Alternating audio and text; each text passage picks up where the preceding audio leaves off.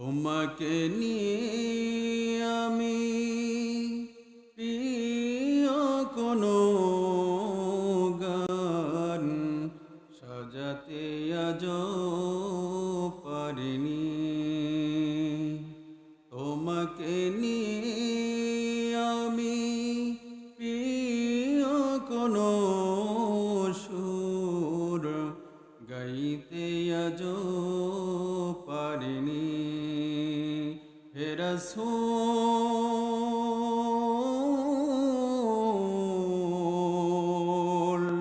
হে রাসূল, কল্পনার ফোঁটা ফোঁটা রঙে যাই না তো সেই ছবি আঁকা। এমন কাব্য কভু হয়নি তো লেখা। শত সুর বেদনা মালা। হে রাসূল,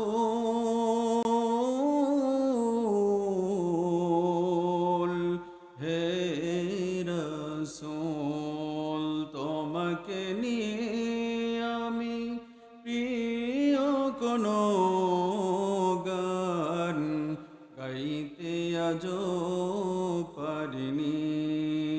তোমাকে নিয়ে আমি প্রিয় কোনো সুর সাজাতে আজও পারিনি। হে রাসূল,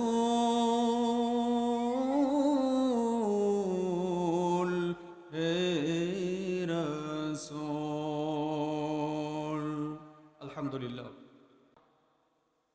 এলাকায় একটা লোক চায়ের দোকানদার, নিজেকে খুব বুদ্ধিমান মনে করে, অন্যকে ঠকাইতে পারলেই নিজেকে খুব আনন্দ পায়। এমতো অবস্থায় একজন কাস্টমার এসেছে, চায়ের কাপটা তার হাতে ধরাই দিয়েই বলতেছে, ওই যে পাশে দেখেন দুইটা ছেলে খেলা করতেছে, একটা 8 বছর একটা 10 বছর। ওই 10 বছরের যে ছেলে, সেই ছেলেটা এত বোকার বোকা, বোকার ঘরের বোকা। কাস্টমার বলতেছে, আমার যতটুকু ধারণা ওই ছেলে তো বোকা না, ওর চেয়ে বুদ্ধিমান ছেলে এই এলাকায় আমি দেখিনি।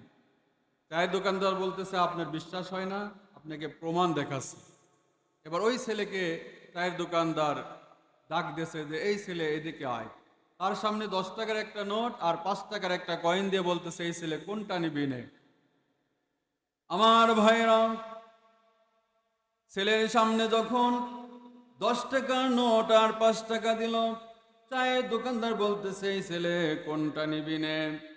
ওই ছেলে এবার 10 টাকা না রেখে 5 টাকা নিল। এবার চায়ের দোকানদার কাস্টমারকে ডেকে বলতেছেন, কাস্টমার, আপনাকে বললাম যে এই ছেলে খুব বোকা, বোকার ঘরের বোকা। ও যদি বোকাই না হতো তাহলে 10 টাকা রেখে কি 5 টাকা নিত? জোরে বলেন ঠিক কিনা? ওই ছেলে ওখান থেকে 5 টাকার কয়েন নিয়ে পাশের দোকান থেকে একটা আইসক্রিম কিনে খেতে খেতে চলে যায়। এবার ওই কাস্টমার চা খাওয়া শেষ করে ওই বাচ্চার পাশ দিয়ে যাওয়ার সময় বাচ্চাকে ডেকে বলতে, এই বাচ্চা এদিকে আয়, তোর সামনে যে 10 টাকা আর 5 টাকা রাখা হলো, তুই 10 টাকা না নিয়ে 5 টাকা নিলে কেন? ওই ছেলে ডেকে বলতেছে, চাচা, ও আপনি বুঝবেন না। বলতেছে, বুঝবো না কেন? তুই বললেই তো বুঝবো। বলতেছে, চাচা, এই যে 10 টাকা আর 5 টাকার খেলা, এই খেলা আজকে আমার সাথে নতুন না। আমার সঙ্গে এই চায়ের দোকানদার এই খেলা খেলতেছে দীর্ঘ 6 মাস ধরে। জোরে বলেন কয় মাস? 6 মাস ধরে মানুষের সামনে আমাকে বোকা প্রমাণ করার জন্য প্রতিদিন আমার সামনে 10 টাকা আর 5 টাকা দেয়, আর আমি নিজেকে বোকা ভেবে প্রতিদিন 5 টাকা করে নিয়ে একটা করে আইসক্রিম কিনে খাই। ও চাচা, আমি যদি নিজেকে বুদ্ধিমান প্রমাণ করে যদি 10 টাকা নিতাম, তাহলে ওই খেলা তো একদিনই শেষ হয়ে যেত। আমি একদিন 10 টাকা না নিয়ে প্রতিদিন 5 টাকা করে নিয়ে একটা করে আইসক্রিম কিনে খাই। চাচা, একদিন 10 টাকা নিয়ে আসছে, প্রতিদিন 5 টাকা করে নিয়ে আয় ভালো চাচা। আপনারা এবার বলেন তো, ওই বোকা কি চায়ের দোকানদার নাকি ওই ছেলে নাকি চায়ের দোকানদার? চায়ের দোকানদারের মাথায় যে 10 বছরের ছেলে হাড়ি ভেঙে খায়, চায়ের দোকান কি টের পায়? চায়ের দোকান কিন্তু টের পাই না। 10 বছরের ছেলেকে বোকা মনে করেছিল, কিন্তু আসলে 10 বছরের ছেলে বোকা না, বোকা ওই চায়ের দোকানদার। বোকা যদি না হতে তাহলে কি পকেটের টাকা প্রতিদিন ওই ছেলেকে দিত, ঠিক কিনা? এলাকায় এমন অনেক মানুষকে দেখবেন নিজেকে খুব বুদ্ধিমান মনে করে, সব বোঝে কিন্তু কোরআন বোঝে না। আছে না নাই? সুতরাং আমার সামনে এটা দেখা হয়েছে, এটা কি? কুরআনুল কারীম। জোরে বলেন ঠিক কিনা? এই কোরআন দিয়ে আল্লাহ রাব্বুল আলামিন গোটা সমাজ ব্যবস্থা ন্যায় বিচার প্রতিষ্ঠা করার জন্য বলেছেন, ঠিক কিনা? এই কোরআনকে যদি প্রশ্ন করে যায় কোরআন, ও কোরআন, এই পৃথিবীতে তোমার আগমন হওয়ার কারণ কি? কুরআনুল কারীম তিনি সুন্দর করে জবাব দিয়ে দিবেন। আল্লাহ বলেন, ইন্না أنزلنا إليك الكتاب بالحق لتحكم بين الناس بما أراك الله।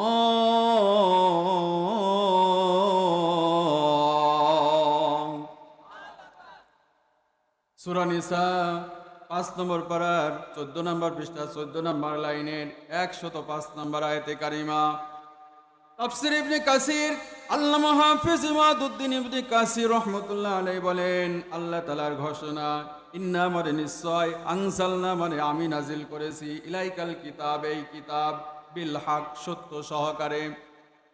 তার মানে হলো ফুটপাতে পড়ে থাকা জীর্ণ বস্ত্র ভরা অভাবী দুঃখিনী মায়ের মুখে এক ফলে হাসি ফোটানোর জন্য। তার মানে হলো এই সমাজের যত অন্যায় অবিচার আছে, সমস্ত অন্যায় অবিচারকে দূরে রেখে এই সমাজে ন্যায় বিচার প্রতিষ্ঠা করার জন্য আল্লাহ রাব্বুল আলামিন এই কোরআন নাজিল করেছেন। জোরে বলেন ঠিক কিনা? এখন সমাজে যারা ন্যায় বিচার চায় না, তারা কি কথায় খুশি হবে না বেজার? তারা বলবে কোরআনের আইন আমরা মানি না, কোরআনের বিচার আমরা মানি না, ঠিক কিনা? তাদের সম্পর্কে আল্লাহ রাব্বুল আলামিন কি বলছেন? আল্লাহ রাব্বুল আলামিন কুরআনুল কারীমের ভিতরে বলেন, ওয়ামান লাম ইয়াহকুম বিমা আনজালাল্লাহ ফাউলাইকা হুমুল কাফিরুন। সূরা মাইদা আল্লাহ রাব্বুল আলামিন 44, 45 এবং 47 নম্বর আয়াতের শেষের দিকে আল্লাহ রাব্বুল আলামিন বলেন, ফাউলাইকা হুমুল কাফিরুন ফাউলাইকা হুমুজ জালিমুন ফাউলাইকা হুমুল ফাসিকুন। একই আয়াত আল্লাহ রাব্বুল আলামিন ঘুরায় ঘুরায় বলেন। আল্লাহ রাব্বুল আলামিন বলেন, যারা কোরআনের বিচার মানবে না, কোরআনের ন্যায় বিচার যারা পছন্দ করবে না, আল্লাহ রাব্বুল আলামিন বলেন, তারা যদি নামাজ পড়ে, রোজাও যদি করে, ইসলামের সমস্ত বিধিবিধান যদি তারা মেনেও নেয়, কোরআনের বিচার যদি না মানে, আল্লাহ রাব্বুল আলামিন বলেন, আমি নিজে মাসলা দিচ্ছি, আমি নিজে ফতোয়া দিচ্ছি, ওই ব্যক্তি কাফির, বেঈমান, ওই ব্যক্তি ফাসিক। জোরে বলেন ঠিক কিনা? আল্লাহ রাব্বুল আলামিন যখন এই কথা বলে দিলেন, কোরআনের বিচার যারা মানবে না, কোরআনের বিচার যারা পছন্দ করবে না, তারা কিন্তু একথা শুনে রাগ করবে, তারা পছন্দ করবে না। কোরআনের বিচার যারা পছন্দ করবে না, তারা এই কথা পছন্দ করবে না, তারা রাগ করবে, এই কুরআনুল কারীম পৃথিবী থেকে বিদায় করার জন্য চেষ্টা করবে। জোরে বলেন ঠিক কিনা? তারা বলবে, কুরআন আমার বিরুদ্ধে চলে গিয়েছে, কুরআন আমার বিপক্ষে চলে গিয়েছে, সুতরাং এই কুরআন আমরা এই পৃথিবীতে রাখবো না, এই কুরআন আমরা আগুন দিয়ে পুড়ায়ে ছাইখার করে দিব, পুড়ায়ে ভস্ম করে দেব। এখন আপনারা বলেন তো দেখি, এই পৃথিবীতে এমন কোনো মানুষের জন্ম হয়েছে কিনা যেই মানুষটা এই কুরআনুল কারীম পুড়ায়ে ছাই করে দিতে পারে? কারণ এই কুরআনুল কারীমের হিফাজত করার দায়িত্ব নিয়েছেন। জোরে বলেন কে? আল্লাহ রাব্বুল আলামিন বলেন, ইন্না নাহনু নাযালনা যিকরা ওয়া ইন্না লাহু লাহাফিজুন।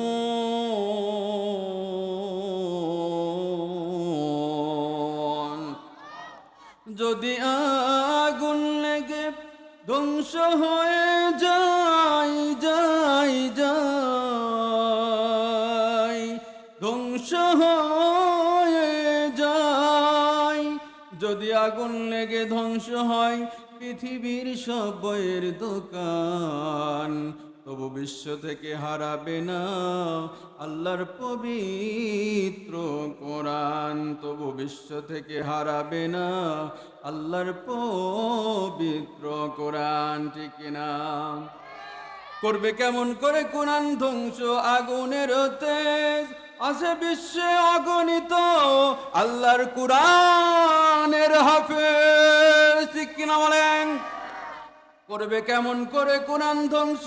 আগুনের তেজ আছে বিশ্বে অগণিত আল্লাহর কোরআনের হাফেজ।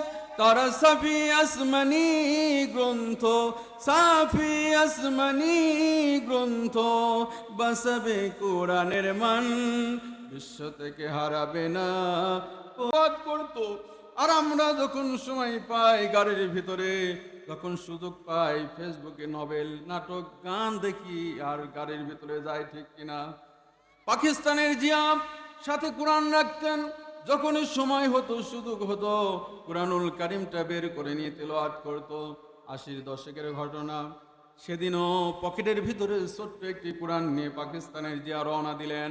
হঠাৎ করে বিমান দুর্ঘটনা, বিমান বাস্ট হয়ে গেল, বিমান পুড়ে ছাই হয়ে গেল, সাথে যত লোক ছিল সব পুড়ে ছাই হয়ে গেল, পাকিস্তানের জিয়াও পড়ে গেল।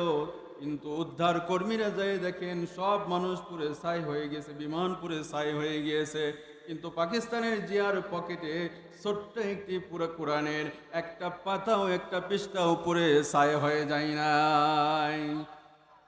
পাকিস্তানের জিয়া মরল দুর্ঘটনায় ভাই, বিমান পড়ে ছাই হয়েছে, আল্লাহর কোরআন পড়ে নাই। এদের বিশ্ব নবীর সাধনার ধন, বিশ্ব নবীর সাধনার ধন, কবি কইর পোলের দান, বিশ্ব থেকে হারাবে না আল্লাহর পবিত্র কোরআন। তবু বিশ্ব থেকে হারাবে না আল্লাহর পবিত্র কোরআন। জোরে বলুন মারহাবা, আরো জোরে বলুন মারহাবা। এখন আমরা এই কোরআনুল কারীমকে যদি প্রশ্ন করি, ও কোরআন তুমি বলে দাও, তোমার আলোচনা শুনতে এসেছি, তোমার তাফসীর শুনতে এসেছি, লাভটা কি হবে? কোরআন শুনলে লাভ হবে না? হবে না? লাভ আছে না নাই? আল্লাহ রাব্বুল আলামিন বলেন, কোরআন শুনলে, কোন মানুষ যদি কোরআনের তাফসীর শুনে, কোরআনুল কারীম তাদের সামনে যদি পাঠ করা হয়, মনোযোগ সহকারে যদি শোনে, আল্লাহ রাব্বুল আলামিন বললেন আমি নগদে 3টা পুরস্কার দেব। জোরে বলেন কয়টা? আরো জোরে। আল্লাহ রাব্বুল আলামিন বলেন কোন মানুষ যদি কোরআনুল কারীম যদি শোনে, শোনার জন্য যদি মাহফিলের ভিতরে এসে যায়, যদি কোরআনুল কারীম যদি শোনার জন্য মনোযোগ সহকারে যদি শোনার জন্য বসে যায়, আল্লাহ রাব্বুল আলামিন বলেন আমি পুরস্কার দেব 3টা। জোরে বলেন কয়টা? জোর হলো না? আরো জোরে। একটু আমার সাথে একটু স্লোগান দেন। এখন তো দিবেন না, কিছুদিন পরে যখন নির্বাচন আসবে তখন কিন্তু ঠিকই বলে অমক ভাইয়ের চরিত্র ফুলের মতো পবিত্র, নামাজ পড়ে না এক ওয়াক্ত, ধোঁকাবাজিতে পাক এক ওয়াক্ত। আছে না নাই? তলে খোঁজ নিয়ে দেখেন গা, অমক ভাইয়ের চরিত্র পায়খানার চেয়ে অপবিত্র। ঠিক কিনা? আমরা সেই নেতার পিছনে পিছনে ঘুরি, চরিত্রের সার্টিফিকেট দেই, কিন্তু আল্লাহ রাব্বুল আলামিন তা বলেন নাই। কোন মানুষের চরিত্র ফুলের মতো পবিত্র হতে পারে না। একজন মানুষের চরিত্র ফুলের চেয়েও পবিত্র, তিনি আমাদেরকে, আমাদের রাসূল মুহাম্মদুর। আমার আল্লাহ বলেন ওয়া ইন্নাকা লাআলা খুলুকিন আযীম।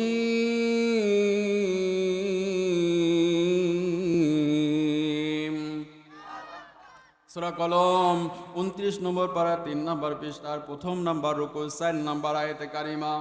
আল্লাহ রাব্বুল আলামিন বলেন ও নবী আমি আপনার চরিত্রকে এত মহান করে দিলাম, আপনার চরিত্র মাপার জন্য যদি বড় দাড়ি পাল্লা এনে মাপা যায়, দাড়ি পাল্লা দিয়েও মেপে শেষ করা যাবে না।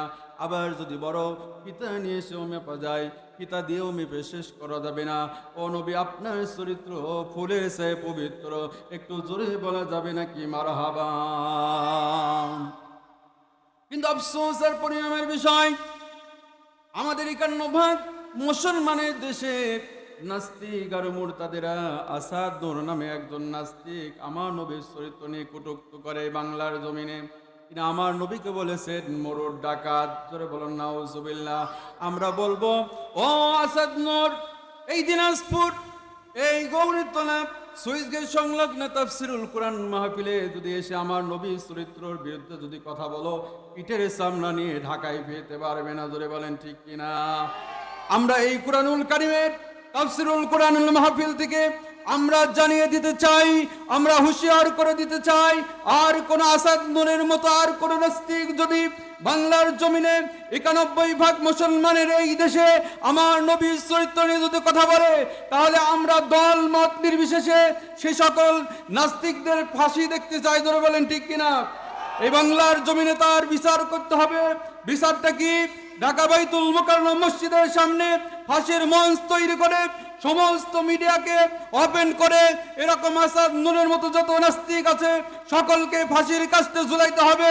আমার মতের সাথে কারা কারা একমত আছেন? দুহাত তুলে আল্লাহকে দেখা দেন।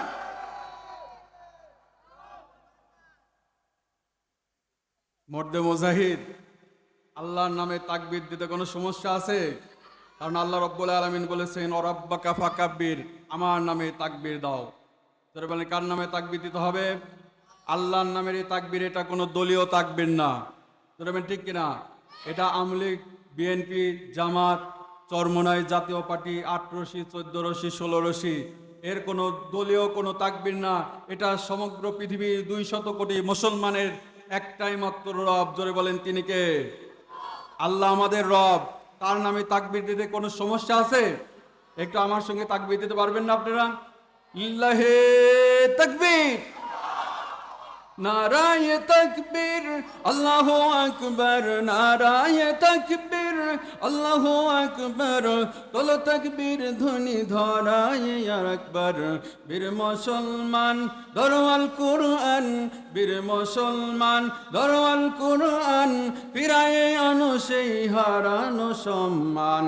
বীর মুসলমান নারায়ে তাকবীর, নারায়ে তাকবীর।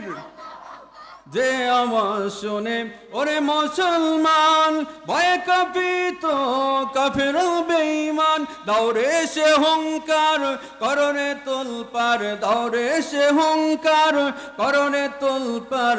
পাব দুনিয়া ভেঙে কররে সুরমার। বীর মুসলমান নারায়ে তাকবীর, তোলো তাকবীর ধ্বনি ধরায়ে ইয়া আকবার। বীর মুসলমান নারায়ে তাকবীর, নারায়ে তাকবীর, লিল্লাহে তাকবীর। সম্মানিত হাজিরিন, যে কথা বলতেছিলাম, তাহলে কোরআনের আলোচনা শুনলে কয়টা উপহার আল্লাহ রাব্বুল আলামিন দেবেন? আল্লাহ রাব্বুল আলামিন বলেন, إنما المؤمنون الذين إذا ذكر الله وجلت قلوبهم وإذا تليت عليهم آياته زادتهم إيمانا وعلى ربهم يتوكلون।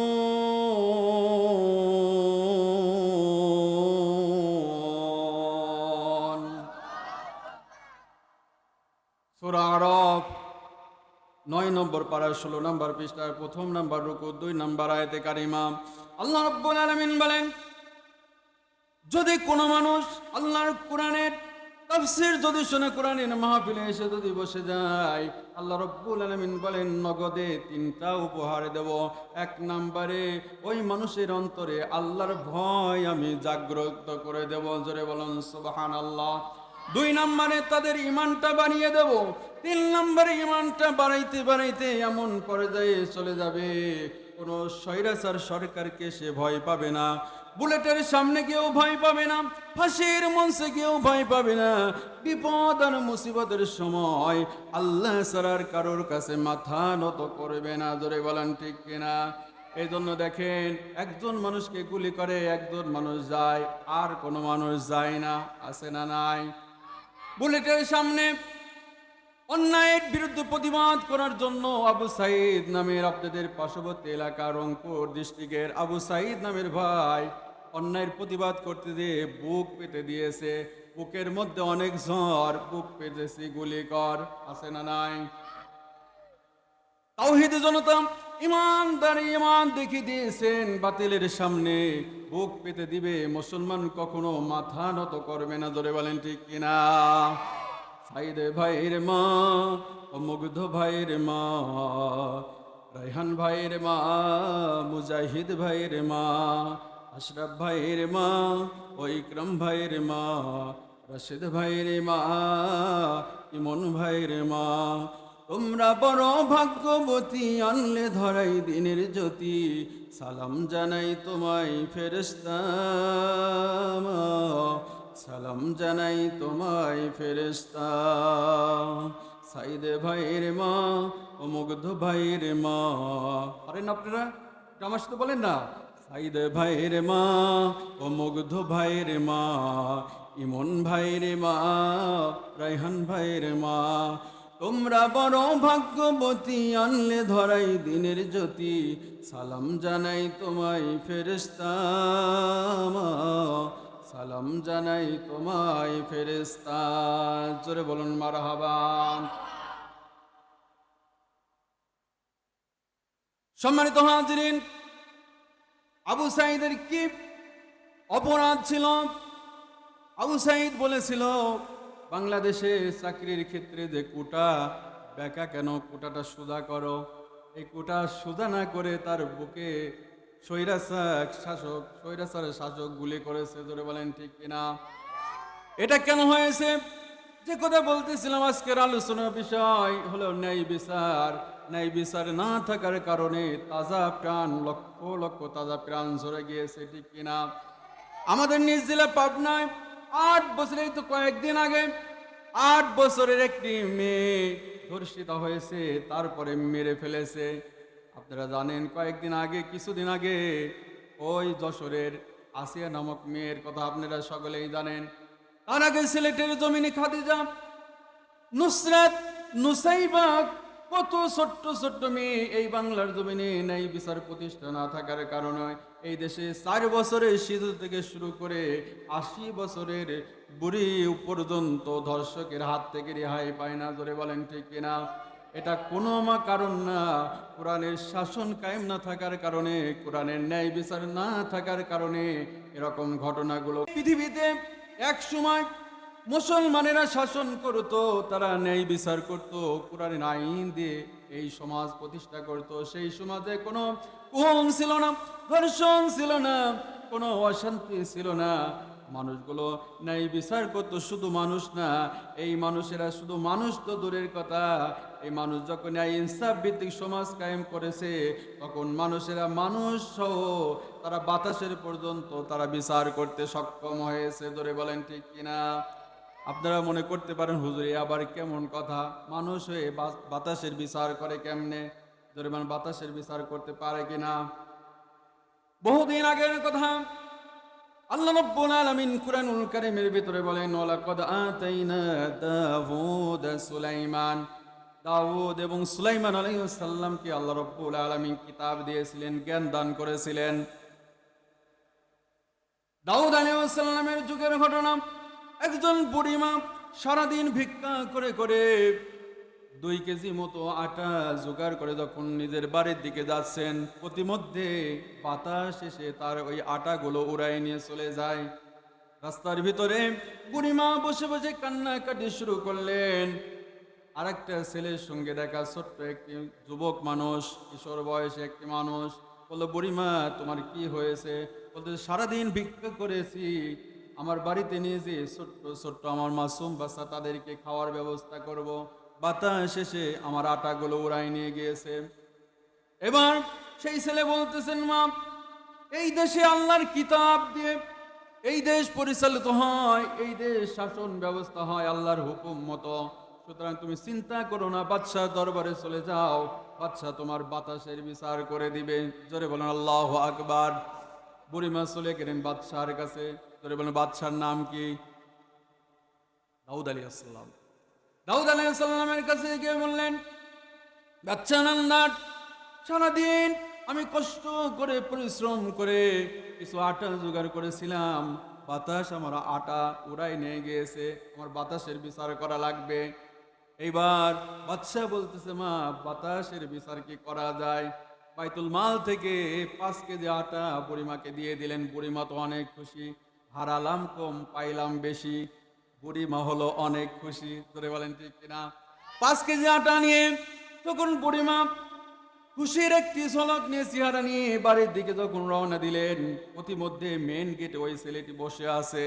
ওই ছেলে বলতেছেন, বুড়িমা, বাতাসের বিচার কি পেয়েছো? বলতেছে, বিচার টিচার লাগবে না, আমি হারালাম কম পাইলাম বেশি, বিচার কি করব?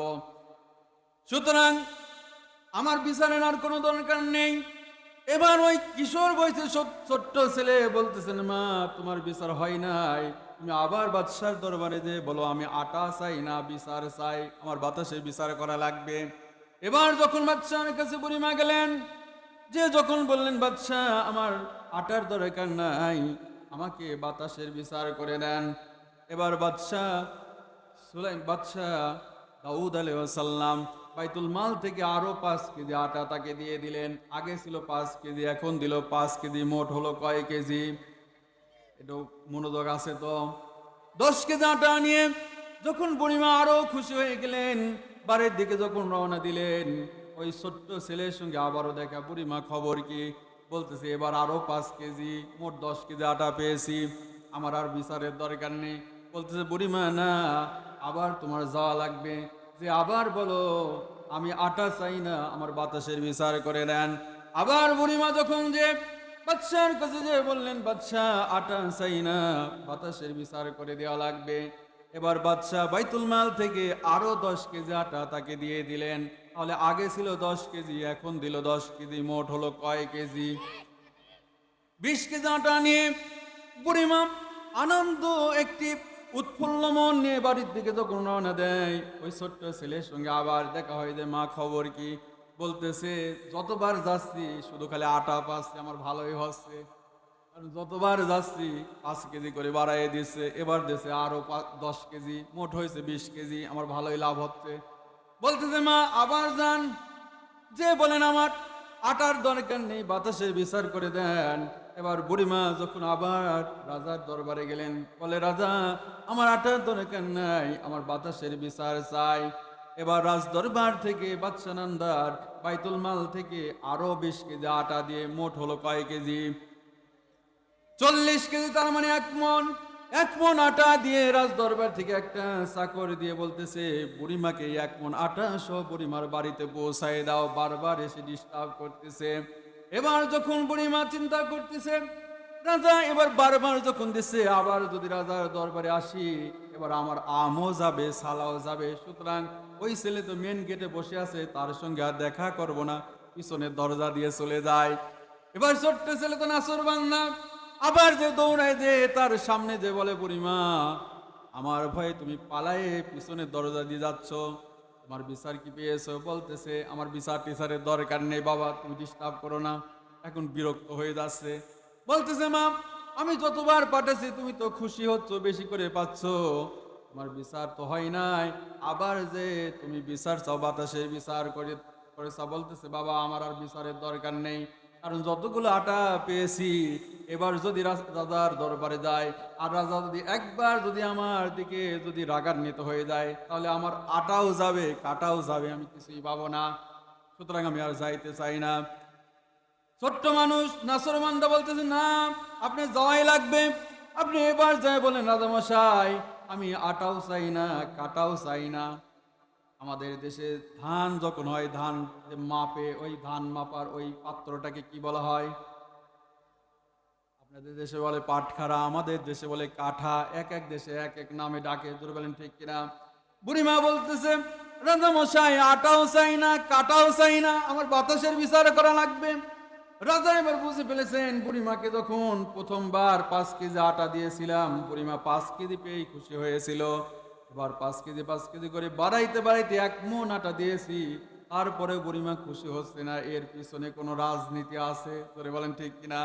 এবার বলতেছে, বুড়িমা তোমাকে ছাড়া যাবে না, এটা তোমার কোনো বেরেনে না, তোমাকে পাঠাচ্ছে কে, সেই লোককে দরকার।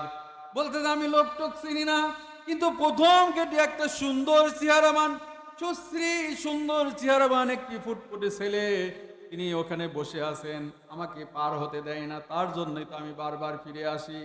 রাজার বুঝতে বাকি নাই, ও আর কেউ না, আমার ছেলে ভবিষ্যৎ সমগ্র পৃথিবীর বাদশা হবে, তিনি আর কেউ না, তিনি হলো বাদশাহ সুলাইমান। জয় বলেন সুবহানাল্লাহ। এবার বাদশাহ সুলাইমান চলে আসলেন। এবার তার বাবা দাউদ আলাইহিস সালাম বলতে, সুলাইমান তুমি এরকম ব্যবহার কেন করতেছো? তুমি তো ঠিক করো নাই, বারবার কেন বুড়িকে পাঠাচ্ছ? বলতেছে, বাবা আমি ঠিক করিনি, না আপনি ঠিক করেন নাই, কারণ আপনি তো ঠিক করতেছেন না। ওই বুড়িমা আপনার কাছে চাচ্ছে বাতাসের বিচার, আর আপনি বারবার আটা দিয়ে পাঠাচ্ছেন, কারণ কি? বাতাসের বিচার করে দেন। এবার রাজামশাই দাউদ আলাইহিস সালাম বলতেছে, সুলাইমান তুমি পাগল টাগল হয়েছে কিনা? মানুষ কি কখনো বাতাসের বিচার করতে পারে নাকি? বাতাস কি মানুষের আয়ত্তে? বাতাস তো মানুষের আয়ত্তের বাইরের জিনিস, ধরে বলেন ঠিক কিনা? সুলাইমান আলাইহিস সালাম বলতেছেন, বাবা আপনি তো সাধারণ কোনো মানুষ না, আপনি হচ্ছে নবী মানুষ, আপনি সাধারণ কোনো মানুষ না, নবীরা হচ্ছে আল্লাহর প্রেরিত বান্দা। সুতরাং বাতাসও, আপনি যে আল্লাহর জমিনে আল্লাহর হুকুম দিয়ে ন্যায় বিচার প্রতিষ্ঠা করেছেন, সুতরাং আপনি বাতাসের বিচারও করতে পারবেন। আল্লাহ রব্বুল আলামিন বাতাসের বিচার করার ক্ষমতাও আপনাকে দিবে, জোরে বলেন সুবহানাল্লাহ। এবার আপনাদের কাছে আমি জানতে চাই, সত্যিই কি আল্লাহ বাতাসের বিচার করার ক্ষমতা কি বান্দাকে দিবে? মানুষ কি বাতাসের বিচার করতে পারবে? কি মনোযোগ নাই? মনোযোগ আছে তো? এখন প্রশ্ন হলো, বাতাসের বিচার কি বিচার করে, কেমনে ভাবে বিচার হয়, এটা আমাদের জানার দরকার আছে না নাই? শুনবেন তো সকলেই? দেখি কে কে শুনবেন না, হাত তোলেন। একজন, দুইজন, এই তিনজন মানুষ শুনবেন না, বাদ বাকি শুনবেন তো? এখন হাত ধরে আছে, দেখেন চাচা এখন হাত ধরে আছে, সুতরাং চাচা কি শুনবেন না? শুনবেন? ও আবেগে উঠে পড়েছে, বুঝতে পারে না, ঠিক কিনা বলেন? এবার সকলে একসাথে বলেন, কে কে শুনবেন? হাত তুলে দেখান, কে কে শুনবেন? আল্লাহ কবুল করেন, বলেন আমিন। আসলে কি শুনবেন? তাহলে আমি বলবো ইনশা আল্লাহ, অবশ্যই বলবো। কিন্তু তার আগে আমি আয়াতে কারিমা, একটি গুরুত্বপূর্ণ একটি আয়াতে কারিমা তেলাওয়াত করেছি। সেই আয়াতের উপরে যদি আর কিছু মনে করেন যে আধা ঘন্টা কথা যদি বলি, একটু শোনা যাবে তো ইনশাআল্লাহ? তার আগে আপনারা যারা পুরুষ মানুষ এখানে বসে আছেন, পর্দার অন্তরালে মা বোনেরা আছে না নাই? মা বোনেরাও আছে, মাশাআল্লাহ, আলহামদুলিল্লাহ। মা বোনদের আলোচনা প্রত্যেকটি মাহফিলে আসলে কম করা হয়, কিন্তু মা বোনদের উদ্দেশ্যেও কিছু আলোচনা করার দরকার, দরকার কিনা? তারা হচ্ছে আমাদের সহধর্মিণী, ধর্মের অর্ধেক, ঠিক কিনা? মা বোনদের জন্য ওয়াজের শেষের দিকে আমি সংক্ষিপ্ত আকারে 5 মিনিট হলেও কথা বলবো। 2জন নবীর স্ত্রী জাহান নামে যাবে, জানেন আপনারা? 2জন নবীর স্ত্রী জাহান নামে যাবে। কোন 2জন নবীর স্ত্রী জাহান নামে যাবে এবং কোন কারণে, এটা জানার দরকার আছে না নাই? ওয়াজের শেষের দিকে আপনারা মনে করে দিবেন ইনশাআল্লাহ, কোন 2জন নবীর স্ত্রী জাহান নামে যাবে এবং কি কারণে, এটা বলবো। আর বাতাসের বিচারটা কি হলো, এটা ইনশাআল্লাহ অবশ্যই বলবো, কথা দিলাম বলবো। তার আগে আমরা যে সোনালী আয়াত পড়েছিলাম, এই আয়াতের উপরে আধা ঘন্টা কথা হবে, শুনবেন না ইনশাআল্লাহ? আউযু বিল্লাহি মিনাশ শাইতানির রাজিম। বিসমিল্লাহির রাহমানির রাহিম। ইন্নাল্লাহা ইয়া'মুরু বিল আদলি ওয়াল ইহসান ওয়া ইতা'i যিল কুরবা ওয়া ইয়ানহা আনিল ফাহশাই ওয়াল মুনকারি ওয়াল বাগই يعظكم لعلكم تذكرون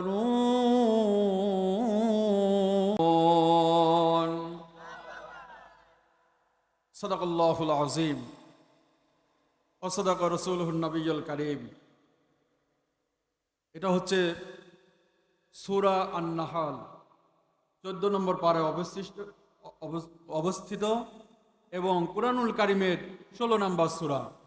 এই সূরাটি নাজিল হয়েছে মক্কায়। সূরার ভিতরে আয়াতে কারিমা রয়েছে 128টা এবং রুকু রয়েছে 16টা। আমি যে আয়াতে কারিমা তিলাওয়াত করেছি 90 নম্বর আয়াতে কারিমা। কয় নম্বর? কুরআনুল কারীমের কয় নম্বর সূরা? 16 নম্বর সূরা। কয় নম্বর সূরা? 16 নম্বর সূরা। কোন পারায় অবস্থিত? 14 নম্বর পারায় অবস্থিত। কুরআন শুনতে হলে এই জায়গা আর এই জায়গা এক হতে হবে, মানে চোখ দিয়ে শুনতে হবে, দিল দিয়ে শুনতে হবে, শুধু কান দিয়ে শুনলে হবে না। ঠিক কিনা বলেন? তাহলে কুরআনুল কারীমের এটা হচ্ছে 16 নম্বর আয়াত, 16 নম্বর সূরা। আর আয়াতে কারিমা যেটা তিলাওয়াত করেছি 90 নম্বর আয়াতে কারিমা। আজকে কি বার ছিল ধরে বলেন তো? নাকি জুমাবার? ব্রহ্মার অণ্ড থেকে শুক্র আসে, সেই শুক্র থেকে শুক্রবার। মুসলমানেরা শুক্রবার বলবে না, মুসলমানেরা বলবে জুমাবার। ধরে বলেন কি বার? জুমাবার। আজকে জুমার নামাজে খুতবার ভিতরে, আজকে না শুধু প্রত্যেকটি জুমায় সানি খুতবার ভিতরে মসজিদের ইমাম সাহেবরা, খতিব সাহেবরা এই আয়াতে কারিমা তিলাওয়াত করে। যখনই বলে ইন্নাল্লাহা ইয়া'মুরু বিল আদল ওয়াল ইহসান ওয়া ইতা'i যিল কুরবা ওয়া ইয়ানহা আনিল ফাহশাই ওয়াল মুনকারি ওয়াল বাগই ইয়া'iযুকুম লাআল্লাকুম তাযাক্কারুন, তখন মুসল্লিরা আর বুঝতে বাকি থাকে না যে এখন দাঁড়াইতে হবে, খুতবা শেষ। ধরে বলেন ঠিক কিনা?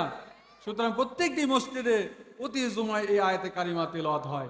আমি সেই আয়াতে কারিমা তিলাওয়াত করলাম এজন্যই, যেইখানে যেই জিনিসের নাম আছে দেখবেন সেই জিনিসের প্রভাবটা কম আছে, নামের সাথে কাজের কোনো মিল থাকে না। সুতরাং এই আয়াতে কারিমার তিলাওয়াত আছে, কিন্তু এই আয়াতে কারিমার ব্যাখ্যা, এই আয়াতে কারিমার শিক্ষা বাস্তবিকভাবে সমাজে কিন্তু প্রতিষ্ঠিত নাই।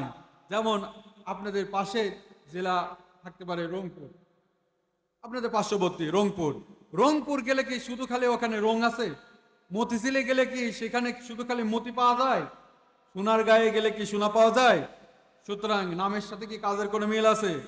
এই আয়াতে কারিমায় আল্লাহ পাক রব্বুল আলামিন 3টা নির্দেশ এবং 3টা আদেশ এবং নিষেধ করেছেন।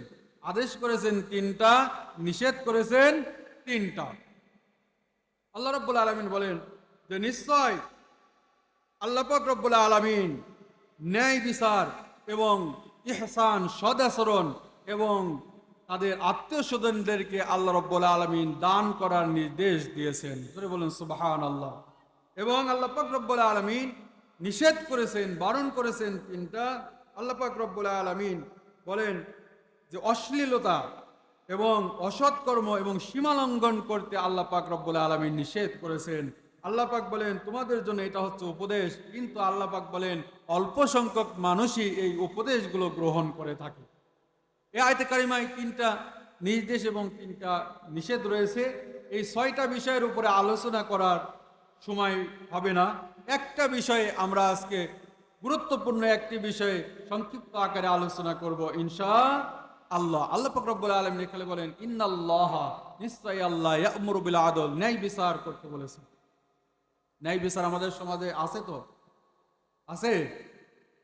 আয়াতে কারিমা তাফসীর শুনতে হলে 5টা বিষয় লক্ষণীয়। 1 নাম্বার শুদ্ধ তেলাওয়াত, 2 নাম্বার ওই আয়াতের সরল অনুবাদ, 3 নাম্বার আয়াত নাজিলের প্রেক্ষাপট এবং শানে নজুল, 4 নাম্বার আয়াতের ব্যাখ্যা বিশ্লেষণ, 5 নাম্বার আয়াতের শিক্ষা।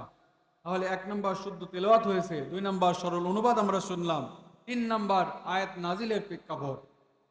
আল্লাহ নবী সাল্লাল্লাহু আলাইহি ওয়াসাল্লাম মক্কার হাতিমের পাশে হেলান দিয়ে বসে আছেন। তার পাশ দিয়ে একজন সাহাবী যাচ্ছেন, উসমান ইবনে মাযউন রাদিয়াল্লাহু তাআলা আনহু। কিন্তু উসমান তখনও মুসলমান হয় না। আল্লাহর নবী জনাবে মুহাম্মদুর রাসূলুল্লাহ সাল্লাল্লাহু আলাইহি ওয়াসাল্লাম হেলান দিয়ে কাবার হাতিমে বসে আছেন। এমত অবস্থায় আল্লাহর নবীর একজন সাহাবী, তখনও কিন্তু মুসলমান হয় নাই, নাম উসমান ইবনে মাযউন। জোরে বলেন নামটা কি? উসমান ইবনে মাযউন হেঁটে যাচ্ছেন। আল্লাহ নবী ডাকতে বললেন, উসমান রে, এদিকে আসো। উসমান ইবনে মাযউন বলেন, আমাকে নবী ডাকলেন, আমি নবীর সামনে দিয়ে দাঁড়ালাম, কিন্তু আমি তখনও কালিমা পড়িনি, মুসলমান হইনি। আমি লক্ষ্য করে যখন আল্লাহ নবীর চেহারার দিকে যখন তাকালাম, আমি লক্ষ্য করে দেখি আল্লাহর নবীর চেহারাটা এত সুন্দর চেহারা।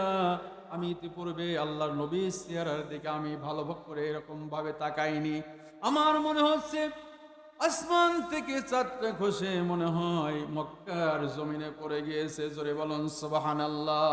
চাঁদের সে সুন্দর আমার নবী, চাঁদের সে সুন্দর আমার নবী, তারি রূপে হর মেনসে, তারি রূপে হর মেনসে গ্রহ রবি, চাঁদের সে সুন্দর আমার নবী। জোরে বলুন মারহাবা। উসমান ইবনে মাযউন বলেন, আল্লাহর নবীর চেহারাটা এত সুন্দর, আমার কাছে মনে হলো আল্লাহর জমিনে আল্লাহর নবী সে এত সুন্দর চেহারাবান মানুষ আর পৃথিবীতে একটাও নাই। জোরে বলুন সুবহানাল্লাহ। আমি যে নবীর চেহারার দিকে তাকিয়ে থাকলাম, লক্ষ্য করে দেখি আল্লাহর নবীর চেহারাটা হঠাৎ করে লাল বর্ণ হয়ে গেল। আমি চিন্তায় পড়ে গেলাম, আমি মনে করলাম আমি তো কোনো অপরাধ করিনি, অন্যায় করিনি, আল্লাহর নবীর চেহারাটা লাল হয়ে গেল, কারণ কি? এটা চিন্তা করতে করতে আমার যখন লক্ষ্য করলাম, লক্ষ্য করে দেখি আল্লাহর নবীর চেহারাটা এত কালো বর্ণের হয়ে গেলেন। আল্লাহর নবীর প্রতিটা পশমের লোমকূপ দিয়ে ঘাম বের হতে রাখছেন। আমি তখন চিন্তা করলাম, ব্যাপার কি? আল্লাহর নবী এমন হয়ে গেল কেন? আল্লাহর নবী কি মারা যাবেন নাকি? এরকম যখন চিন্তা করতে থাকলাম, কি করব কি করব, কাকে ডাকবো? কারণ এই উসমান কিন্তু আল্লাহর নবীর জামাই। উসমান রাদিয়াল্লাহু তাআলা আনহু আছে না নাই? যে এই উসমান কিন্তু আল্লাহর নবীর জামাই না, ওই উসমান কিন্তু অন্য উসমান। আল্লাহর নবী বলেন, আমার জামাই উসমান ইবনে আফফান রাদিয়াল্লাহু তাআলা আনহু এতই ভালো, এতই ভালো, আমার একটা মেয়েকে যখন বিয়ে দিয়েছি, ওই মেয়েটা যখন মারা যায়, আর একটা মেয়েকে বিয়ে দিয়েছি, ওই মেয়েটাও যখন মারা গেল, আবার আমি চিন্তা করলাম আর একটা মেয়ে যদি আমার থাকতো, তাহলে সেই 3 নম্বর মেয়েটাও আমি উসমানের সঙ্গে আবার বিয়ে দিয়ে দিতাম। জোরে বলুন সুবহানাল্লাহ। এত সুন্দর জামাই, আর আমরা কেমন জামাই? আমাদের শ্বশুরেরা চিন্তা করে একটা দিয়েই বিপদে আছি। জোরে বলেন ঠিক কিনা? আচরণ আমাদের এতই খারাপ, আমাদের শ্বশুরেরা আফসোস করে যে একটা দিয়েই মনে হয় বিপদে আছি। কারণ স্ত্রী সুন্দর, যত সুন্দরী হোক না কেন, স্ত্রীর দিকে ভালো করে তাকায়ও না। এর ভিতরে স্ত্রী শুয়ে থাকে একদিকে, স্বামী শুয়ে একদিকে, তার মনের ভিতরে শয়তান ধোঁকা দেয় যে তোমার সে তোমার বন্ধুর স্ত্রী ভালো, আবার ওই স্ত্রীকে ধোঁকা দেয় তোমার স্বামীর সে স্বামীর বন্ধুই অনেক ভালো। আছে না নাই? পরপর পরস্পর অন্য মেয়েকে নিয়ে কল্পনা করে, এজন্য পরকীয়া দেশে বেড়ে গেছে। পর নারীকে নিয়ে গান গায়, কলিজার ভিতরে ভরে রাখুম তোমারে। যুবকরা আছেন না নাই? সিনার ভিতরে ভরে রাখুম তোমারে, ও তোমারে, কলিজার ভিতরে ভরে রাখুম তোমারে। কাকে বলতেছে? অন্য নারীকে নিয়ে বলতেছে। এটা হারাম। তোরে বলেন ঠিক কিনা? এই কথাটাই যদি নিজের স্ত্রীকে যদি বলতে পারতেন, আল্লাহ রাব্বুল আলামিন সওয়াব দিয়ে 2 জনের আমলনামায় ভরে দিত। জোরে বলেন সুবহানাল্লাহ। নিজের স্ত্রীকে বলবে না, অন্যের স্ত্রীকে বলবে। জোরে বলেন ঠিক কিনা? সুতরাং এইটা কিন্তু ইসলাম আমাদেরকে শেখায় নাই, এটা হারাম করেছেন কে? আল্লাহর নবী। যখন এই অবস্থায় হয়ে গেলেন, উসমান রাদিয়াল্লাহু তাআলা আনহু চিন্তা করলেন, আল্লাহ আমি কি করব, কাকে ডাক দেব? এই অবস্থা হলো কেন? আল্লাহর নবী কি মারা যাবে নাকি? উসমান বলেন, আমি যখন এই চিন্তা করতে থাকলাম, আবার কিছুক্ষণ পরে লক্ষ্য করে দেখি আল্লাহর নবী চেহারাটা আবার স্বাভাবিক অবস্থায় ফিরে এসেছে। জোরে কোন সুবহানাল্লাহ। আল্লাহর নবী উসমানকে ডেকে বললেন, উসমান আমার সঙ্গে এই মুহূর্তে কি হয়ে গেল তুমি জানো নাকি? উসমান বলেন, ও নবী, আমি তো এখনো কালিমাই পড়িনি, আমি তো মুসলমানই হইনি, আমি বলবো কেমনে, আমি তো জানি না। আল্লাহর নবী বললেন, উসমান রে, তবু তোমার ধারণা থেকে তুমি বলে দাও, তুমি অনুমান করে বলো, তুমি বলো তো আমার সঙ্গে কি হয়ে গেল। এবার উসমান রাদিয়াল্লাহু তাআলা আনহু বললেন, ও নবী, আমার মন বলে এই মুহূর্তে মনে হয় আল্লাহ রাব্বুল আলামিন কুরআনুল কারীমের কোন একটি সূরার কোন একটি আয়াতে কারিমা আপনাকে নাজিল করলো। জোরে বলুন সুবহানাল্লাহ। আল্লাহর নবী বললেন, উসমান রে, তোমার ধারণা 100% ঠিক। আল্লাহ পাক রব্বুল আলামিন এই মুহূর্তে সূরা 90 নম্বর আয়াতে কারিমাটা আল্লাহ রব্বুল আলামিন আমার উপরে নাজিল করে দিলেন। জোরে বলুন সুবহানাল্লাহ। উসমান ইবনে মাসউদ বলেন, ও নবী, বিয়াদবি নিবেন না, আপনি মন খারাপ করবেন না, আপনি রাগ করবেন না। ও নবী, সেই আয়াতে কারিমাটা কি দয়া করে মেহেরবানি করে আমাকে একটু শোনানো যায় নাকি? আমাকে একটু শোনান। আল্লাহর নবী তার সুররিত কণ্ঠে, সুন্দর কণ্ঠে যেই নবীর উপরে আল্লাহ রাব্বুল আলামিন কুরআনুল কারীম নাজিল করেছেন, সেই নবী তার নিজস্ব কণ্ঠে, কণ্ঠের মাধুর্য দিয়ে তখন এই আয়াতে কারিমা তিলাওয়াত করলেন। ইন্নাল্লাহা ইয়া'মুরু বিল আদলি ওয়াল ইহসান ওয়া ইতা'i যিল কুরবা ওয়া ইয়ানহা আনিল ফাহশাই ওয়াল মুনকারি ওয়াল বাগই ইয়া'iদুকুম লাআল্লাকুম তাযাক্কারুন। জোরে বলা যাবে নাকি মারহাবা? উসমান ইবনে মাসউদ রাদিয়াল্লাহু তাআলা আনহু আল্লাহর নবীর হাতের সঙ্গে হাতটা রেখে বললেন, ও নবী, আর দেরি করার দরকার নেই, আর দেরি করার দরকার নেই। আমার জীবনের অনেক ভুল হয়ে গেছে, অনেক দেরি হয়ে গিয়েছে, আর আমি ভুলের ভিতরে থাকতে চাই না। আমাকে আপনি সোনার কালিমাটা পড়াই দেন, লা ইলাহা ইল্লাল্লাহু মুহাম্মাদুর রাসূলুল্লাহ। ইয়া রাসূলাল্লাহ, ইয়া হাবিবাল্লাহ, ইয়া রাসূলাল্লাহ। একটু বলেন না, ইয়া রাসূলাল্লাহ।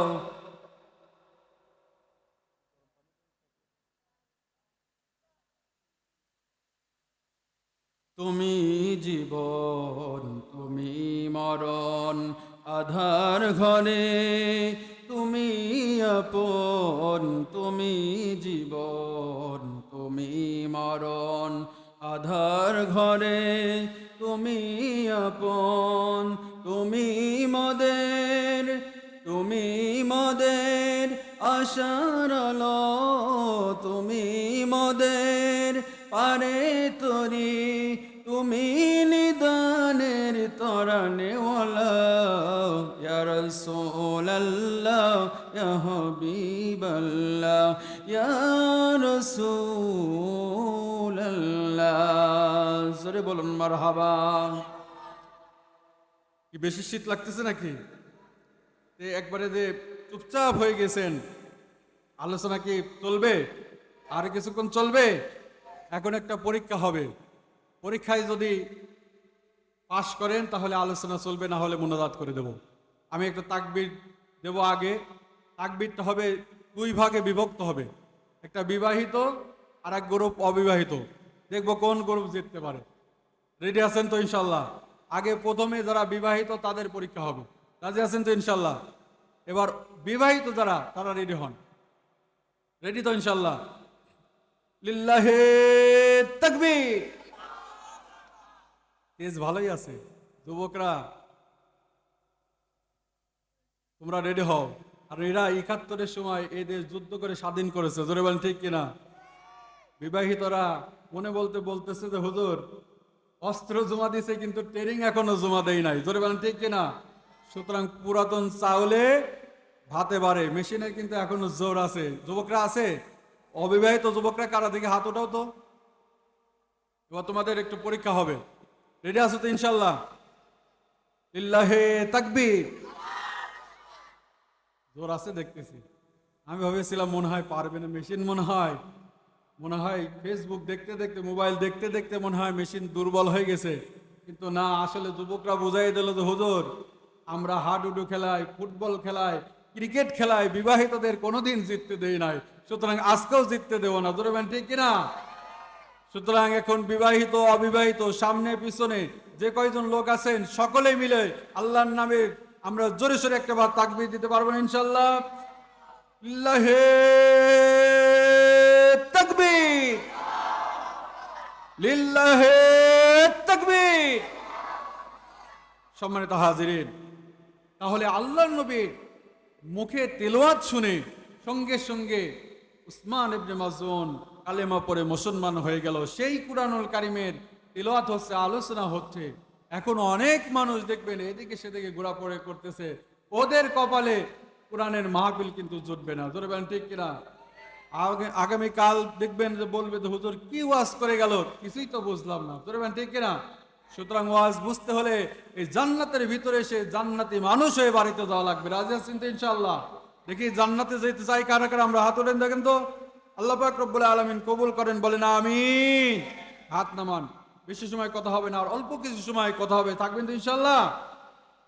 রাসূলের সামাজিক জীবনে ন্যায় বিচার কেমনে হয়েছিল এই কথাটা বলেই আমরা আখেরি মোনাজাতের দিকে যাব। মোনাজাত আসে তো ইনশাআল্লাহ? আল্লাহর নবী তার উপরে কোরআনুল কারীমের দান করার ব্যাপারে উৎসাহ দিতে গিয়ে আল্লাহ পাক রব্বুল আলামিন আয়াতে কারিমা নাযিল করে দিলেন। আল্লাহ পাক বলেন, আল্লাযীনা ইউনফিকুনা ফিস সাররাই ওয়াদ দাররাই ওয়াল কাযিমিনাল গায়যা ওয়াল আকিফিন আল্লাহু ইউহিব্বুল মুহসিনিন।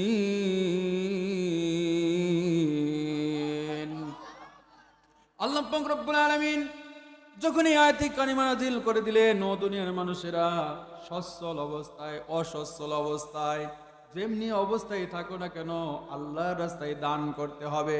এই আয়াতে কারিমা আল্লাহ পাক রব্বুল আলামিন দানের ব্যাপারে উৎসাহ দিতে গিয়ে যখন এই আয়াতে কারিমা নাযিল করলেন, মক্কার একজন ইহুদি আবু বকর রাদিয়াল্লাহু তাআলা আনহুর সঙ্গে যখন দেখা হলেন, আবু বকরকে লক্ষ্য করে বলতেন, ও আবু বকর, এতদিন জানতাম যে তোমার নবী মুহাম্মদ ফকির, আর এখন শুনতেছি তোমার আল্লাহ ফকির। জোরে বলেন নাউজুবিল্লাহ। আবু বকরের সামনে বলতেছেন তোমার আল্লাহ ফকির, তোমার রাসূলও ফকির। জোরে বলেন নাউজুবিল্লাহ।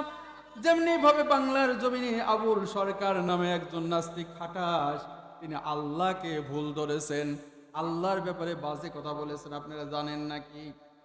তিনি বলেছেন আল্লাহর কথার কোনো গোয়া মাতা নাই। জোরে বলেন নাউজুবিল্লাহ। কেমনি লাগে বলেন তো? এমন কথা বলে বাংলার জমিনে 91% মুসলমানের দেশে এখনো বেঁচে আছে, এটা চিন্তাই করা যায় না।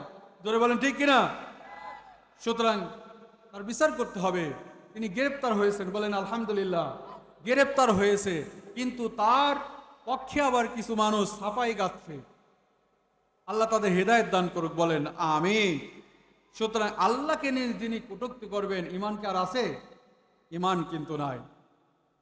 তিনি বলেছেন যে কুল আউযু বিরাব্বিন নাস মালিকিন নাস ইলাহিন নাস, এই বলে বলে আল্লাহ রাব্বুল আলামিন বলতেছে যে তোরা সকলেই নাচ। আল্লাহও নাচে, মানুষদেরকে বলতেছে তোরাও নাচ। জোরে বলে নাউজুবিল্লাহ। এই নাচ মানে কি নাচানাচি করা? ওই যে কেমনে হলো, কোরআন তো আসলে পড়বে না, কোরআনের অর্থও বুঝবে না।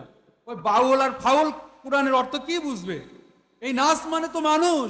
আল্লাহ পাক রব্বুল আলামিন বলেছেন কুল আউযু বিরাব্বিন নাস, আমি মানুষের রবের কাছে আশ্রয় চাচ্ছি। জোরে বলেন সুবহানাল্লাহ। মালিকিন নাস, বিচার দিনের মালিক আল্লাহর কাছে আশ্রয় চাই। ইলাহিন নাস, মহান মাবুদের কাছে আশ্রয় চাই। জিন এবং মানুষ শয়তানের কাছে আশ্রয় চাই। জোরে বলেন আল্লাহু আকবার।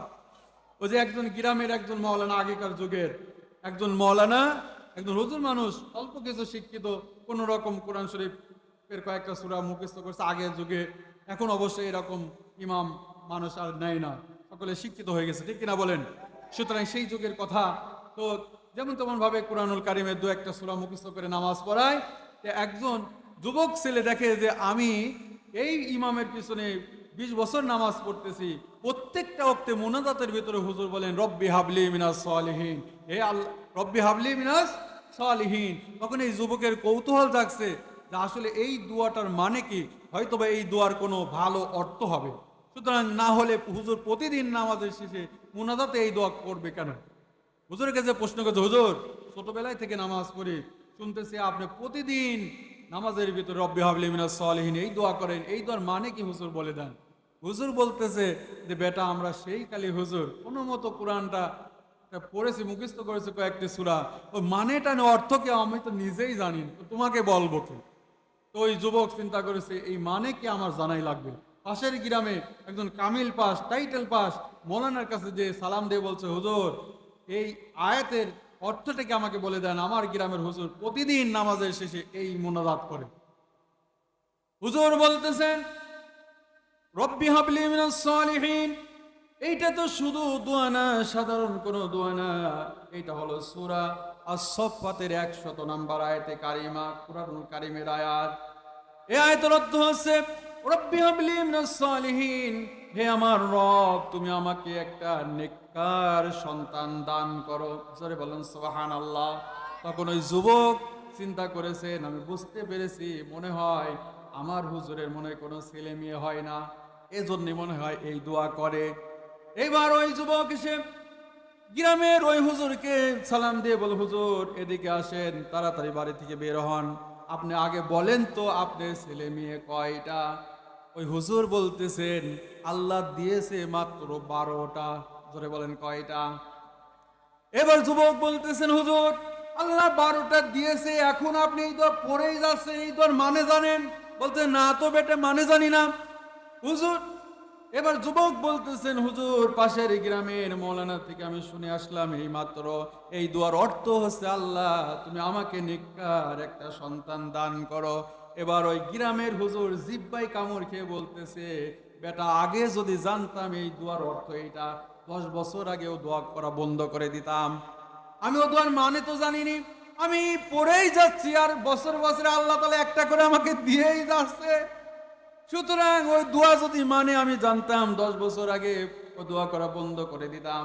তুমি আমাকে উপকার করলে, তুমি যদি না বলতে আর আমি যদি পড়তে থাকতাম তাহলে আরো যদি বছর বছর হতো তাহলে তো ঘর দুয়ার সন্তান দিয়ে ভরে ফেলতাম।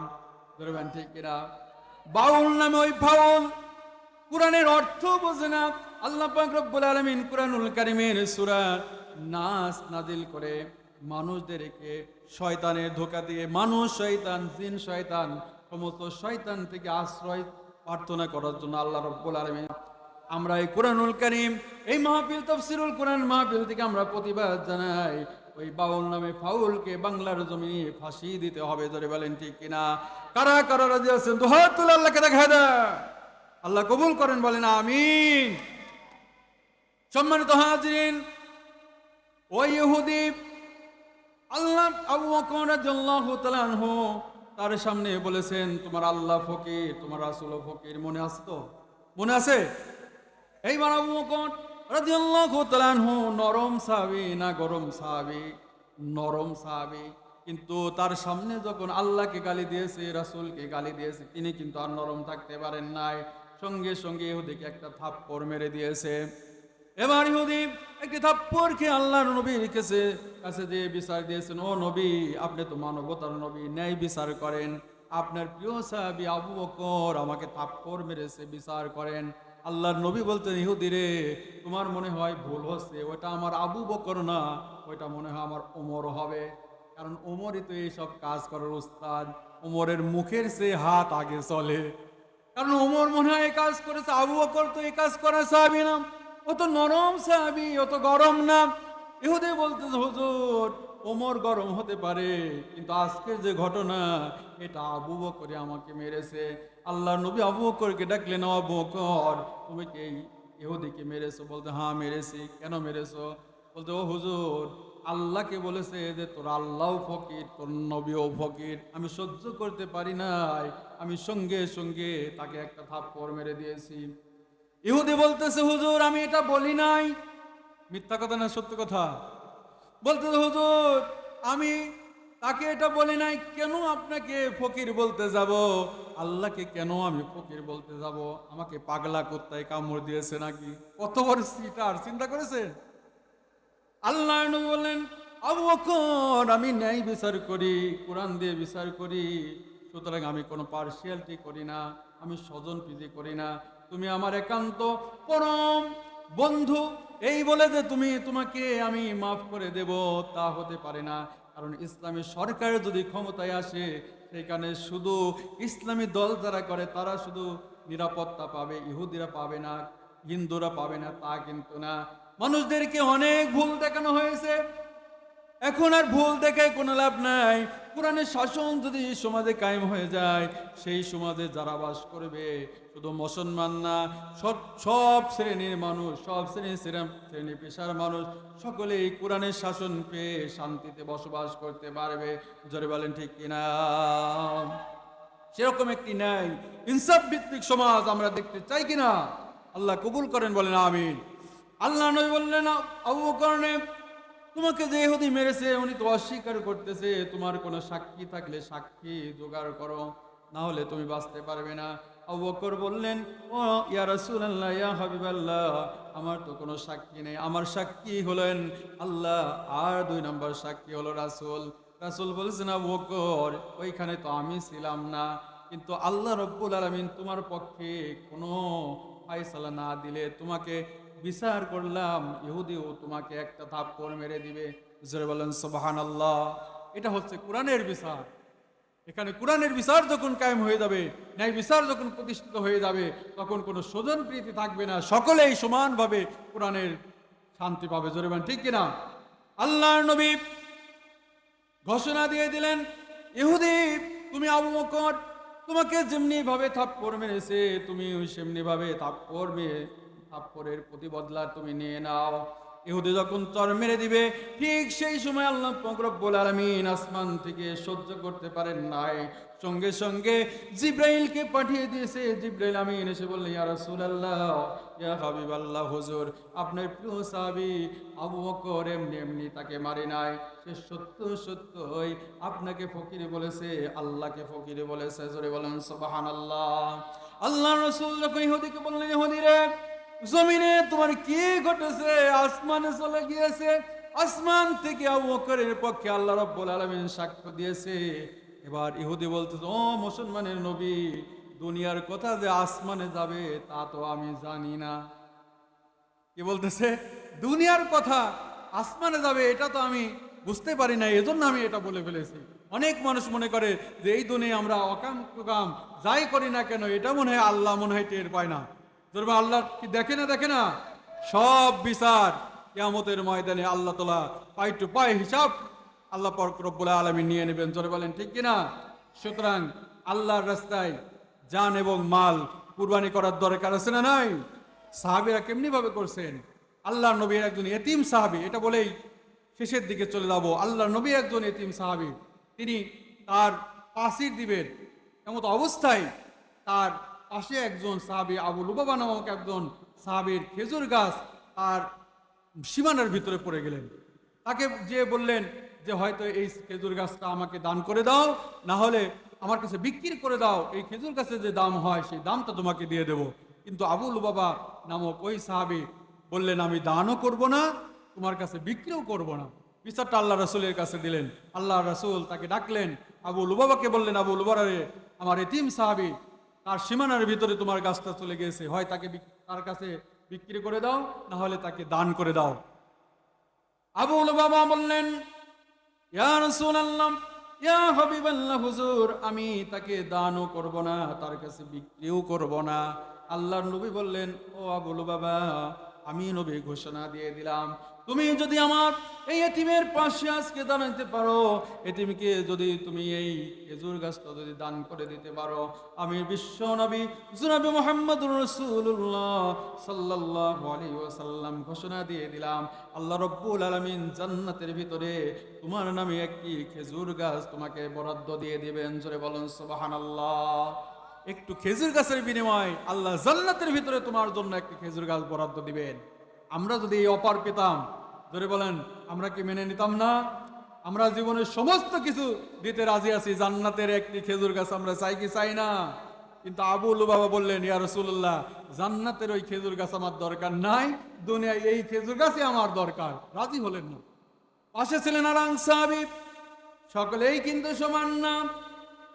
কিছু মানুষ আছে দেখবেন বাড়িতে বসে বসে তিনি বলতেছেন বাড়িতে শুয়েই তো কোরআনের ওয়াজ শোনা যায়, এখান থেকে তো ক্লিয়ার শোনা যাচ্ছে, ওখানে দিয়ে লাভ কি আছে না নাই? কিন্তু কিছুক্ষণ শোনার পরে ঘুমাই যাবে, কিছুই পাবে না। আর আপনারা যতক্ষণ পর্যন্ত এখানে আছেন জান্নাতের ভিতরেই আছেন। আল্লাহ যেন জান্নাত হিসাবে কবুল করেন, বলেন আমিন। আল্লাহর নবীর একজন প্রিয় সাহাবী আবু দাহদা নামক একজন সাহাবী রাসূলকে যে বললেন, ইয়া রাসূলুল্লাহ, ইয়া হাবিবাল্লাহ, আমি যদি কোনো কিছুর বিনিময় ওই খেজুর গাছটা যদি কিনে যদি আপনার এতিম সাহাবীকে যদি দিতে পারি, দান করে দিতে পারি, আমার জন্য কি জান্নাতের একটা খেজুর গাছ বরাদ্দ দিবেন?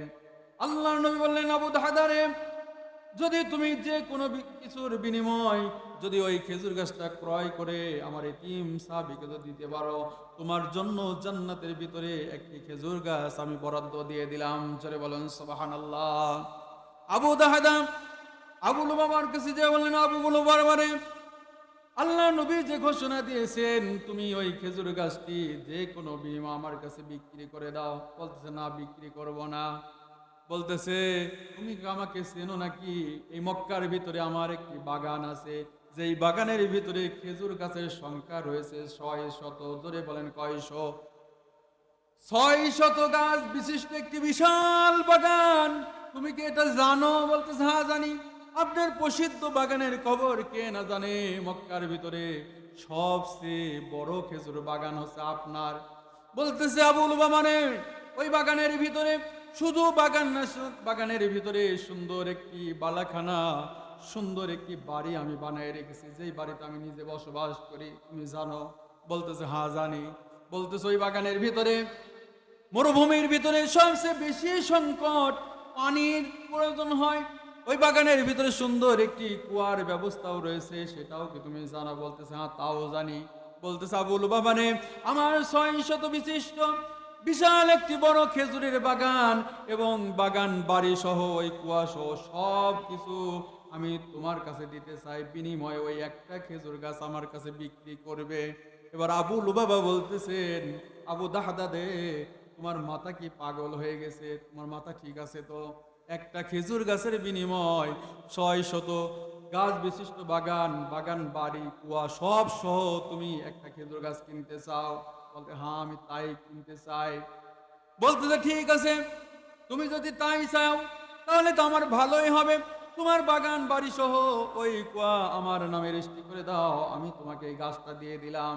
বলতে, ঠিক আছে, তোমাকে দিয়ে দিলাম। আবু দাহদা আল্লাহ নবীর কাছে যে বলেন, ইয়া রাসূলুল্লাহ, ইয়া হাবিবাল্লাহ, হুজুর, আমার বাগান বাড়ি সহ কুয়া সহ আমার সমস্ত সম্পদ ওই আবু লুবাবাকে দিয়ে তার একটি গাছ আমি কিনে নিয়েছি। ইয়া রাসূলুল্লাহ, হাবিবাল্লাহ, আপনার প্রিয় সাহাবী এতিমকে আপনি দিয়ে দেন। ও নবী, এখন আপনি বলেন আমার কি হবে? আমাকে কি সত্যই আল্লাহ জান্নাতের ভিতরে একটা খেজুর গাছ দিবে? আল্লাহ নবী তখন বললেন, আবু দাহদা রে, কাম মিন ইনদি রিদাই আবু দাহদা ফিল জান্নাহ। জোরে বলুন আল্লাহু আকবার। আল্লাহর নবী বললেন, আবু দাহদা রে, এখন তোমার জন্য একটা শুধু খেজুর গাছ না, আল্লাহ রাব্বুল আলামিন তোমার নামে অসংখ্য অগণিত খেজুর বাগান আল্লাহ রাব্বুল আলামিন জান্নাতের ভিতরে তোমাকে দান করে দিয়েছে। জোরে বলে যাবে নাকি মারহাবা? আবু দাহদা বাড়ির সামনে গিয়ে সালাম দিলেন এবং স্ত্রীকে লক্ষ্য করে বললেন, ও স্ত্রী, আল্লাহর সাথে বড় ধরনের একটা ব্যবসা করে ফেলেছি, তাড়াতাড়ি বাড়ি ঘর ছেড়ে কাপড় চোপড় গাঠটি বুকসে বেঁধে তাড়াতাড়ি বাড়ি থেকে বের হয়ে আসো। এই বাড়ি আমি বড় একটি মূল্যবান সম্পদের বিনিময়ে বিক্রি করে দিয়েছি। স্ত্রী বলতেছে, স্বামী রে, এত সুন্দর বাগান, এত বড় বাগান মক্কার ভিতরে আর নাই। আমার বাগান কিনতে পারে এমন কোন মানুষ তো মক্কায় নাই। কার কাছে আপনি বিক্রি করলেন? এবার আবু দাহদা বলতেছে, স্ত্রী রে, দুনিয়ার কোন মানুষের কাছে আমি বিক্রি করি নাই, আল্লাহর সঙ্গে ব্যবসা করেছি। আল্লাহ রব্বুল আলামিন জান্নাতের ভিতরে আমার জন্য খেজুর গাছের বরাদ্দ দিয়েছেন। এজন্য বিশ্ব নবীর কথা শুনে আমি আল্লাহর জান্নাতে খেজুর গাছের পাওয়ার আশায় আমি এই বাগান বাড়ি সহ 600 বিশিষ্ট বাগান বাড়ি সহ কুয়াশা সব কিছু আমি আল্লাহর। স্ত্রীও তেমন। স্ত্রী বলতে, ও স্বামী, এত সুন্দর ব্যবসা আপনি আল্লাহর সঙ্গে করেছেন, এত সুন্দর উত্তম ব্যবসা আপনি করেছেন, দুনিয়ার ভিতরে এর চেয়ে ভালো ব্যবসা আর আল্লাহর দুনিয়ায় আর একটাও হতে পারে না। আমাদের স্ত্রী হলে কি বলতো, তোমার মাথা খারাপ নাকি, আমরা কোথায় এখন থাকবো? আর আমাদের সম্পদ তো সব কিছু আমাদের নামে না, সব কিছু স্ত্রীদের নামে, ঠিক কিনা বলেন? নিজের তো কিছু কর্তৃত্বও থাকে না। ওই আমাদের পাবনা জেলায় একজন মুসল্লি, আমি যখন বড় মসজিদে তারাবির নামাজ পড়াতাম, দেখলাম রমজান মাসে একজন সারাদিন মসজিদে বসে থাকে, হাতে উজবি পড়ে, জিকির করে। আমি বললাম, চাচা আপনি সারাদিন মসজিদে বসেই থাকেন আর জিকির করেন, আপনার কি কোনো কাজ কর্ম নেই, সংসার কিভাবে চলে? বলতেছে, বেটা আমি কোনো কাজ কাম করি না। বলতে, সংসার চলে কিভাবে? বলতেছে, বাবার নামে জমি বিক্রয় করে 40 লক্ষ টাকা সোনালী ব্যাংকে রেখেছি, প্রতি মাসে 30,000 টাকা করে আসে, আর আমি বাজার করি আর খাই আর জিকির করি, আমার কোনো আর কাজকর্ম করা লাগে না। আমি বললাম, চাচা সোনালী ব্যাংকে রেখে আপনি লাভ নিয়ে, ইন্টারেস্ট নিয়ে, সুদ নিয়ে আপনি নামাজ কালাম করেন, এটা তো পাক্কা সুদ, আপনি তো জান্নাতে যেতে পারবেন না। তখন বলতেছে, হুজুর আমি জানি, ওইটা ভালো করে জানি, এজন্য টাকা আমার নামে রাখিনি, টাকা রাখেছি তোমার চাচিমার নামে। কথাকে বুঝতে পারছেন? বলতেছে, গুনাহ যদি হয়েই যায় কিছু, তোমার চাচির হবে, আমার তো হবে না। আর যদি কিছু হয়েও থাকে, তাহলে ও যে জিকির করি, নামাজ পড়ি, তাহলে গুনাহ যদি হয়ে থাকে, জিকির আর নামাজ আর গুনাহ কাটাকাটি, মাঝখানে জান্নাতে যাবো ফাও। এরকম ধরনের মানুষ আছে না নাই? সুতরাং এরকম চিন্তা করলে জান্নাত যাওয়া যাবে? যাওয়া যাবে না। স্বামীকেও আল্লাহ আল্লাহ হতে হবে, স্ত্রীকেও সহযোগিতা করতে হবে। স্ত্রী যদি বলে যে এইটা সুদ, এই হারাম, তোমাকে আমি গ্রহণ করতে দেব না, আমরা প্রয়োজন হলে একটু কম খাবো, তবু হালালের পথে থাকবো, তাহলে ওই স্ত্রীও জান্নাতি, ওই স্ত্রীর কারণে স্বামীও আল্লাহর জান্নাতে যেতে পারবে। জোরে বলেন ঠিক কিনা? দুইজন স্ত্রী, নবীর স্ত্রী জাহান্নামে যাবে, মনে আছে আপনাদের? কোন কারণে জাহান্নামে যাবে এটা বলার কথা ছিল না?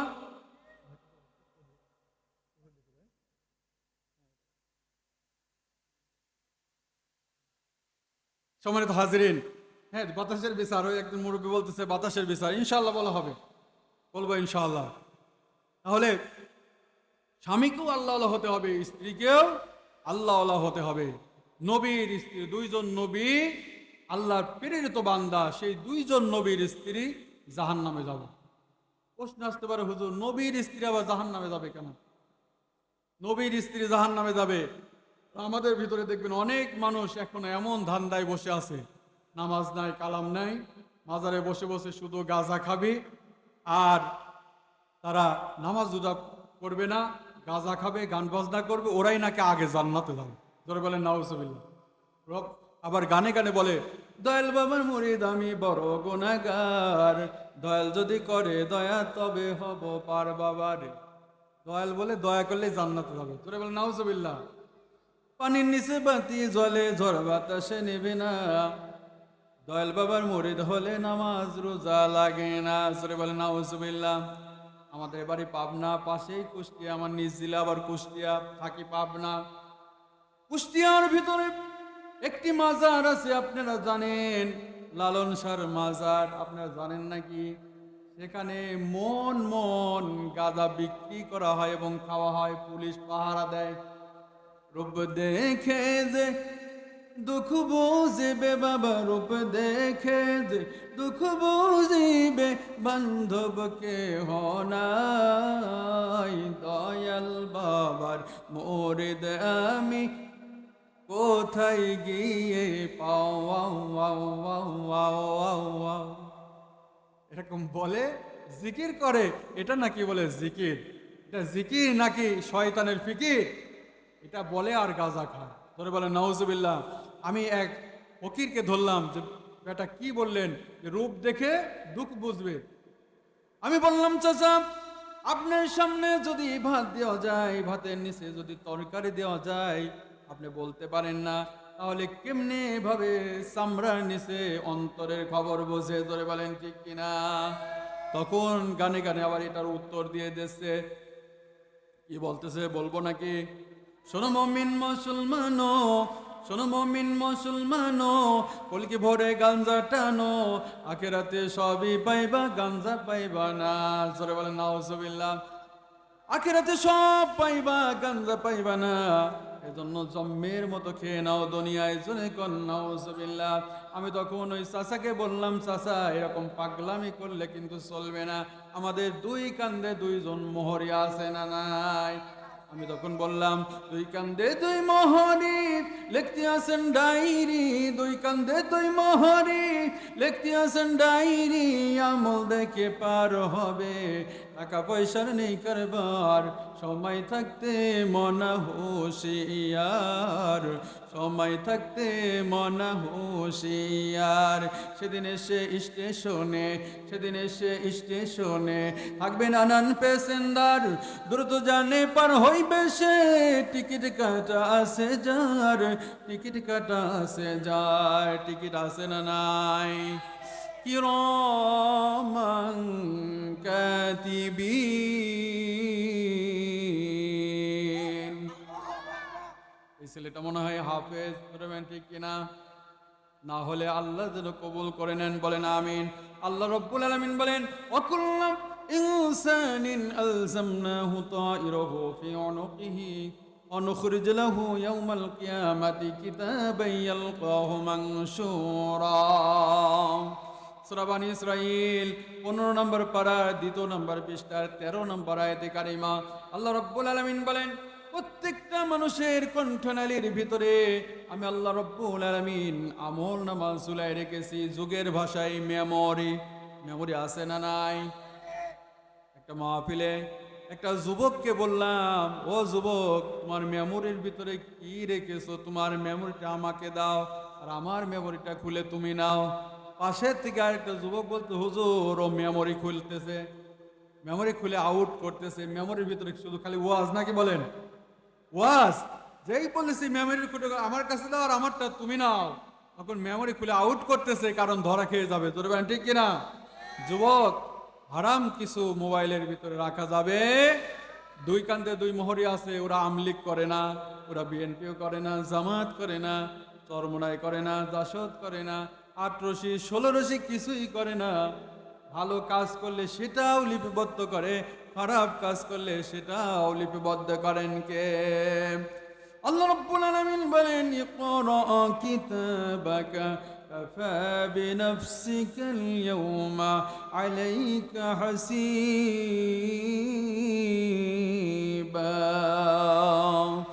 আল্লাহ রাব্বুল আলামিন কিয়ামতের ময়দানে বান্দার সামনে ওই মেমোরি নামক কিতাবটা খুলে বান্দার হাতে দিয়ে বলবেন, বান্দারে, কিয়ামতের ময়দানে তোমার নিজের জীবনের হিসাব দেওয়ার জন্য তুমি নিজেই যথেষ্ট হয়ে যাবে। জোরে বলুন সুবহানাল্লাহ।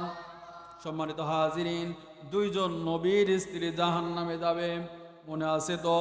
দরাবাল্লাহু মাসালাল লিল্লাযীনা কাফারু ইমরাতা নূহি ওয়া ইমরাতা লূত।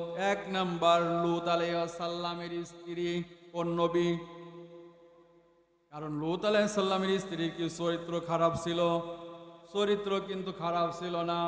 কোন নবীর স্ত্রীর চরিত্র খারাপ ছিল না, কিন্তু জাহান্নামে যাবে। কারণ কি?